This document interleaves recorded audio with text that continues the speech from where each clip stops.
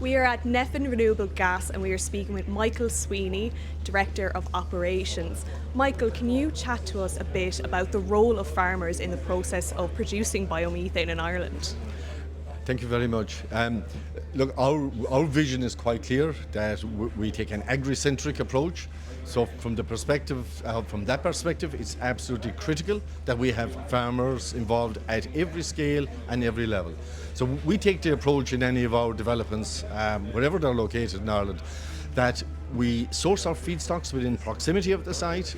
We identify what slurry sources might be there, whether that be pig slurry, some dairy farmers, particularly dairy farmers in derogation, or intensive beef finishers who might also be in derogation. And in the broader spectrum, we look to see what farmers might be there who might be interested in producing some crop for us, because crop is absolutely crucial to us in that we need a carbon within our mix. So and every part of the country is different. So, for example, we're currently after breaking ground up in Mayo, which is a predominantly grass-based area, yet there are a substantial amount of intensive dairy and beef finishers in that area. And when we take an overview of agriculture in Ireland, it's absolutely critical that outside of the M50, agriculture is the heartbeat of rural Ireland. So when we look at developing a biomethane industry, we must be conscious and aware of that and ensure that we're embedded with that agricultural community and enabling them to be sustainable. It's in our interests and it's in their interests. So we break down each of the different sectors, identify the key individual farmers in that area that we can work with, and then engage with them about what that looks like for them. In relation to supplies, we look for 15-year contracts.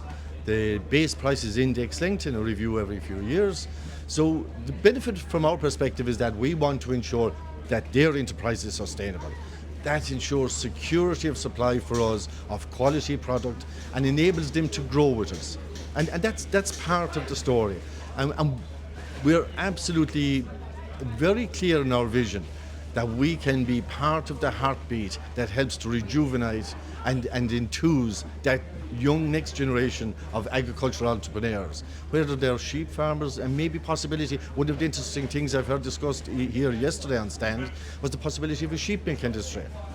Absolutely brilliant. Another new potential enterprise that can attract some young, interested farmers, maybe at a lower capex cost that other sectors would require, and a benefit to us from the offtake of their whey and the manures that will be generated.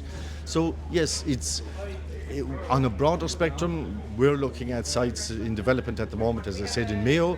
We have others going through the planning system in the east, up in Arklow, down in Waterford, beside a pig farm there again, in Mitchelstown. And we have 5 other sites at the moment working through the process that between Q4 this year and Q1 next year will also be into the planning system.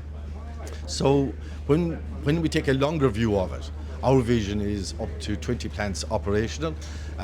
Whether that takes us 5-7 years, we walk through the planning system. It's probably the single biggest delaying factor in this entire process, because the interest is there in agriculture, and it's collectively working together, benefiting all parties, we can develop an industry that's part of the next generation, the future of Irish agriculture, and we're delighted to be part of it.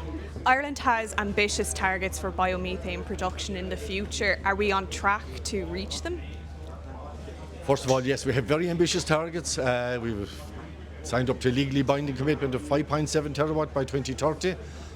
Are we going to achieve that? I'll be honest, I don't believe we will. And part of that is because of the delay in getting through regulatory compliance, planning, licensing, etc. The delay in the RHO has also been a disappointment. Though we have clarity now from the Cabinet that it has been passed through, and that Q2 next year, hopefully, we will see that RHO. But we have progressed, and with our parent company, we have actually entered into a contract with Flowgas for our first 3 sites. That enables us to get off the ground and get moving. But to answer your question, we'd like to think we'll achieve as much as we possibly can.